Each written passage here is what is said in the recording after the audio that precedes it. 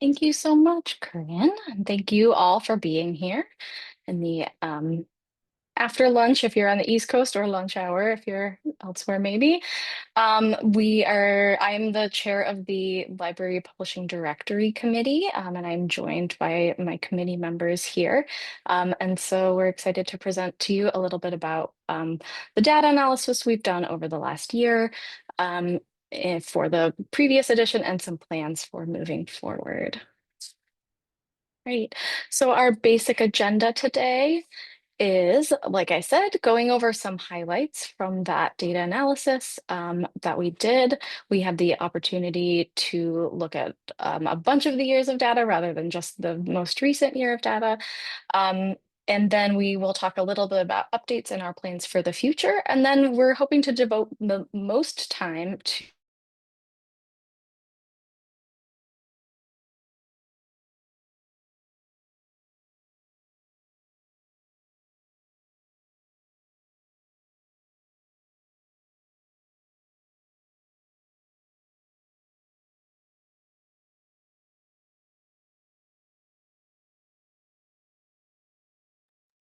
Is Allison frozen or is that my internet? I was trying to figure that out, but I think it must be Yeah. Allison. Okay. All right. So hopefully she will be Right. able to get back on in a second. Yeah, let's give her just a few seconds.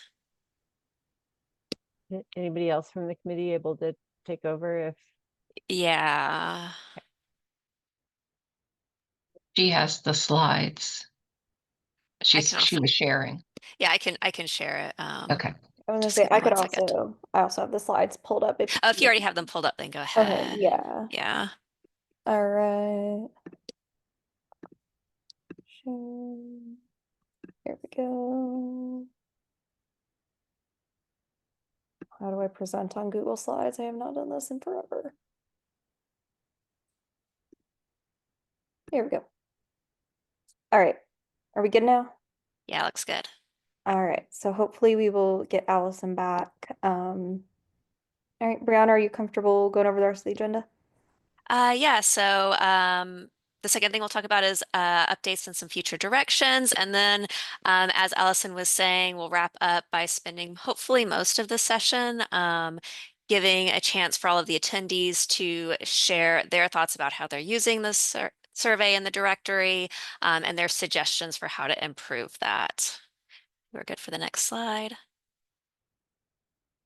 All right, so now it is my turn. I'm going to go over just some quick highlights from the last decade of directory data. We did look at a lot of data points. So in the 2024 directory, there were 179 library publishers included, which is quite a bit. Over the directory's lifetime from 2014 to 2024, 383 unique publishing programs have been included in the directory at least once. Some highlights of kind of growth and changes over the past decade. So in 2024, the median program age for a library publishing program was 14 years. When the directory first started in 2014, the median program age was 7 years. So this is a very good sign. It indicates that programs are stable and that they're sticking around since they are on average getting older as time goes on. And this is notable because this has happened even as new programs are established and contribute to the directory. There are many programs who are 2, 3, 4, 5 years old who are just getting started and that are included in the directory. So even factoring those in, we are seeing an overall increase in the age of programs. Of course, some of this probably is the directory when it was new. Over time, we probably made connections with existing publishing programs that were a little older and they probably participate a little more regularly now. But that is a good sign that programs do seem to last. Production and staffing have also increased at library publishing programs. So staffing has increased by 33%, which honestly probably sounds like a bigger number than that means in practice. In 2014, library publishing programs had a median 1.5 full-time equivalent staff members. This was 2 full-time equivalent staff members in 2024. So not an enormous increase, but definitely if you are on the ground having an additional full-time person does make a big difference compared to an additional part-time person. Typical program also added one service. In 2014, programs offered a median of 9 services to their authors, editors, and other patrons. In 2024, they offered a median of 10 services. And output has also increased. The easiest one to compare here is journal publishing, just because this is probably the most common and consistent format that library publishers have put out.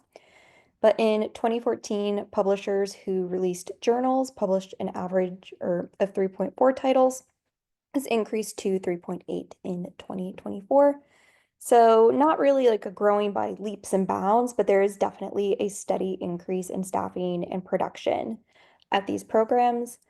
And in addition to the number of services that publishers offered, we also noticed some changes in the types of services that publishers provided. So in 2024, compared to 2014, publishers were more likely to offer DOI assignment, non-copyright author advisory, and ISSN registration services. However, compared to 2014, they are less likely to offer digitization, metadata, cataloging, graphic design, or open URL support services. So we think this may point to the increased specialization of library publishers, where some of these more traditional library services like metadata and cataloging may have been transferred to technical support or technical services departments, and library publishers are focusing more often on very publishing specific tasks like DOI, ISSN, and those sorts of services. And oh my goodness, I think, did I lose the slides? Can you still see the slides? Yes. Okay, they've disappeared from my screen. Let me try to find them again. I don't know what I clicked. There we go. Okay, next slide. Accurately. Great. Hello, everyone. My name is Angel Clemons, and I am the Electronic Resources Librarian at the University of Louisville. And I'm going to talk to you just briefly about directory expansion over the last decade. The directory and its survey expanded significantly between 2014 and 2024 in both the types of data collected as well as the number of participants and their geographic diversity.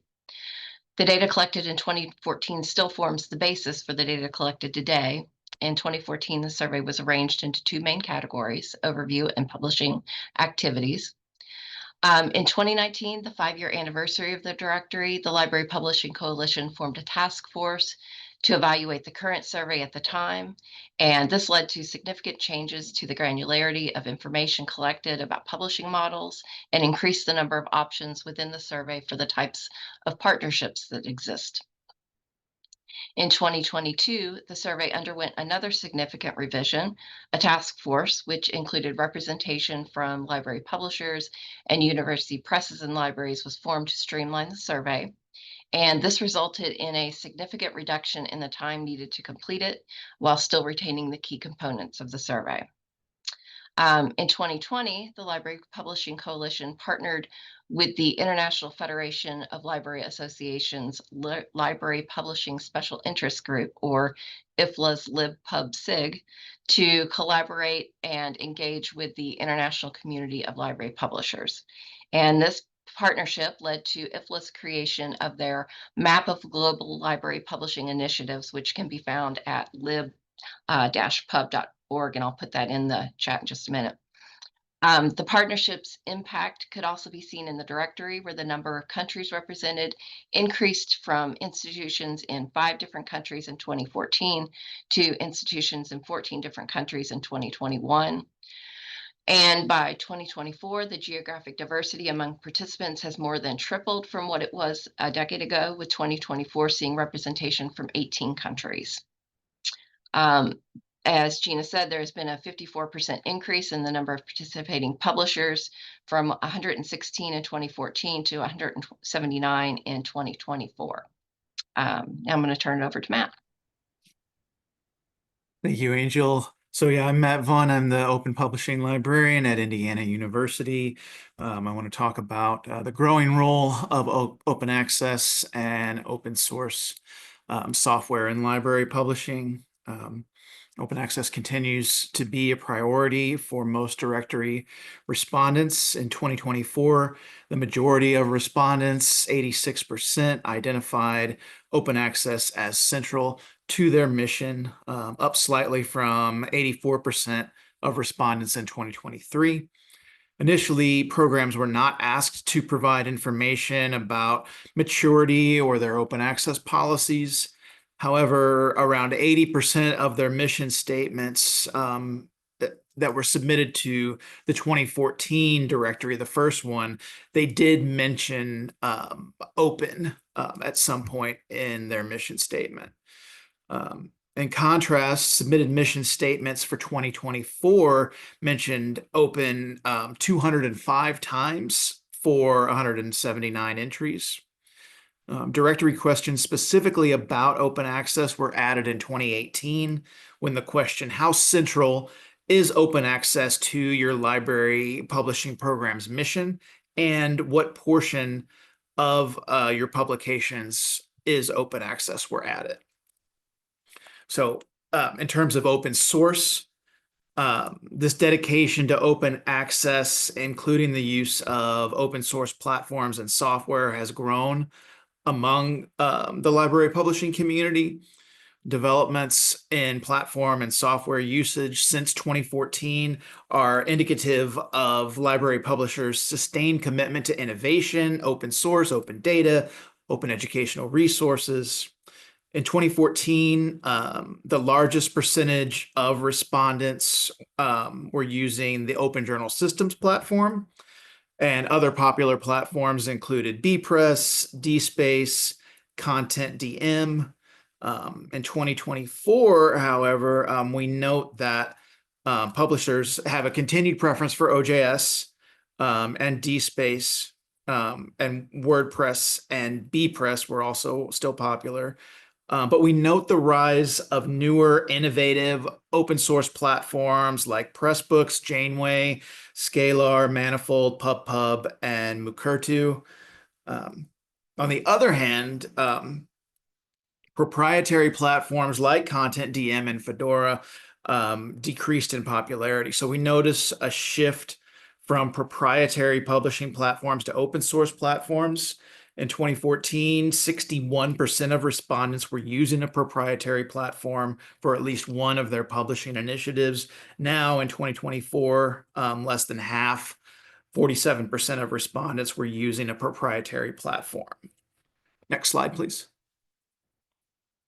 So we noticed a few other trends that we just wanted to highlight quickly. One, we're starting to, formalize our policies as we mature. A policy section was added in 2023 and expanded on information that LPC had collected about diversity, equity, and inclusion. Data collection was expanded to include multiple types of potential policies and ask for information about which policies library publishing programs may use as reference points, or which they believe represent best practices. The information gathered determined that library publishers have implemented a wide range of policies that guide their program's work. These policies are set, suggested, or drafted both at the program level and at the publication level. In 2023, the majority of respondents indicated that they have policies in the following areas: accessibility, anti-racism, author rights, authorship, compensation, conflict of interest, DEI, editorial boards, ethics, name changes, open access, and retraction. So lots of policies. Another trend was the way that the directory is evolving from an emphasis on visibility to more of an analytical emphasis. So in 2014, the stated intention of the directory was to make visible the innovation, support, and services offered by a broad range of academic libraries in the area of scholarly communication. And we sought to highlight some of the exciting publishing trends and models that were emerging at that time, and to provide a picture of what types of products libraries were creating and what technological, financial, and human resources they were using. Now, in 2024, this emphasis on visibility had given way to a new emphasis on analysis and critical thinking. So the 10-year anniversary of the Library Coalition and the 11th edition of the directory gave us a good opportunity to look at the evolution of the survey and the directory itself. Future analysis may compare participation in the directory over the years to identify the ratios of regular or intermittent or single-time responders and to explore what the directory can say about the stability of individual programs and library publishing movement overall. As you may know, we're moving to a biennial publication setup. So the hope is that that will give the directory committee more time in between editions to perform this analytical work and work closely with the community to shape the directions of the survey. We also notice shifting focus from growth in the early years to sustainability presently. So in 2014, the directory's emphasis was on growth. Many of the libraries in 2014 report that they plan to increase the number and types of publications they were producing and to support expanded services.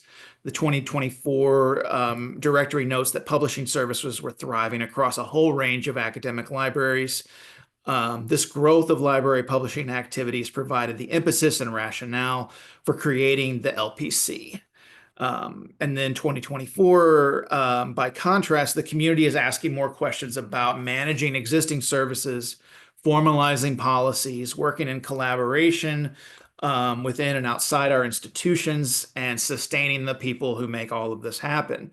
The current directory has grown to include sections on each publishing programs, organization and oversight, partnerships, technologies and services, and most recently the policies, like I mentioned.